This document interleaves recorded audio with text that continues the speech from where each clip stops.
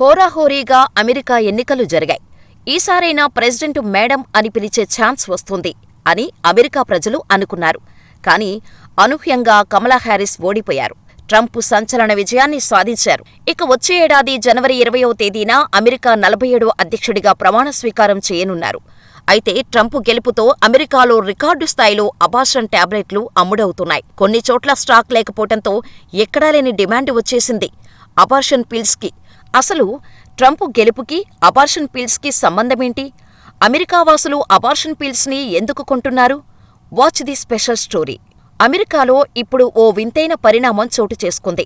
America president elections results వచ్చాక abortion medicines కొనుగోళ్లు విపరీతంగా పెరిగిపోయాయి. 2019లో బైడెన్ ప్రభుత్వం అధికారంలోకి వచ్చాక అమెరికాలోని 7 రాష్ట్రాల్లో అబార్షన్ నిషేధించింది.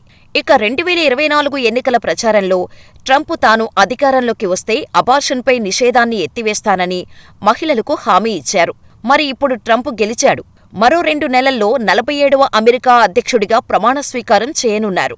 దీంతో ఒక్కసారిగా ఇప్పటివరకు కనీ విని ఎరుగని రీతిలో యునైటెడ్ స్టేట్స్ మొత్తంగా గర్భనిరోధక మాత్రలు, అబార్షన్ మెడిసిన్స్ ముందస్తుగానే కొనుగోలు చేస్తున్నారు మహిళలు.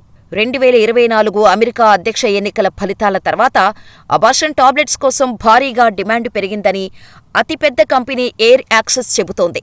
ట్రంప్ గెలిచారని అనౌన్స్ చేసిన 24 గంటల్లోనే అబార్షన్ పిల్స్ కోసం 10,000 ఆర్డర్లు వచ్చాయట. ఇవి ఇంకా పెరిగే అవకాశం ఉందని అంటున్నారు. ఇక ఇందులో మరో షాకింగ్ న్యూస్ ఏంటంటే అబార్షన్ టాబ్లెట్ల కోసం గర్భిణీలతో పాటు గర్భం దాల్చని కానివారు కూడా ఎగబడుతున్నారట. గర్భం రాని మహిళలు ముందస్తు ప్రిస్క్రిప్షన్ కోసం సంప్రదిస్తున్నారని ఓ ఎన్జీఓ తెలిపింది. తమకు వచ్చిన 125 ఆర్డర్లలో 22 మంది గర్భిణీలు కానివారేనని ఆ సంస్థ తెలిపింది. ఇక అమెరికా ఎన్నికలకు ముందే అబార్షన్ టాబ్లెట్లు ఎక్కడ దొరుకుతాయి అనే విషయాల కోసం రోజూ 4,000 నుంచి 4,500 మంది తమ వెబ్సైట్ చూసేవారని, అయితే ఎన్నికల ఫలితాలు వచ్చిన తర్వాత వీటిని చూసేవారి సంఖ్య అమాంతం పెరిగిందని మరో స్వచ్ఛంద సంస్థ వెల్లడించింది. ఇప్పుడు ఒక్కరోజులోనే 82,000 మందికి పైగా వెబ్సైట్ను చూస్తున్నారని చెప్పింది.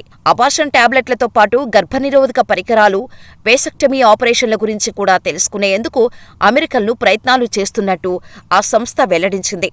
డొనాల్డ్ ట్రంప్ అమెరికా అధ్యక్ష పగ్గాలు చేపట్టిన తర్వాత మహిళలకు ఇప్పటివరకు ఉన్న అబార్షన్ హక్కుపై నిషేధం విధిస్తారని అమెరికన్స్ అనుకుంటున్నారు.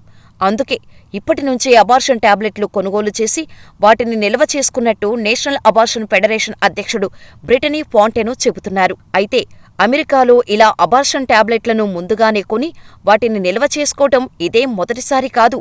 2022 మే నెలలో కూడా అబార్షన్కు వ్యతిరేకంగా చట్టం తీసుకువస్తారనే ప్రచారం జోరుగా సాగింది. దీంతో ఆ సమయంలో అబార్షన్ టాబ్లెట్ల డిమాండు 10 రెట్లు పెరిగింది. అబార్షన్లపై బ్యాన్ విధించటం కారణంగానే బైడెన్ ప్రభుత్వంపై మహిళల నుంచి తీవ్ర వ్యతిరేకత ఎదురైందని, దాన్ని గుర్తించిన ట్రంప్ గురిచూసి కొట్టాడని, అందుకే మహిళల ఓట్లు సైతం ట్రంప్కే పడ్డాయని విశ్లేషకులు అంటున్నారు. మరి గెలిచిన ట్రంప్ మామ ఇచ్చిన మాటను నిలబెట్టుకుంటారో లేదో చూడాలి మరి. Because that's all they talk about.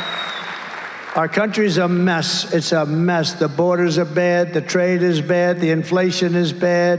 It's the worst time in your lives in our country. We're being laughed at by everybody in the world. Everything is wrong with our country. Nothing's right. And all they talk about is abortion.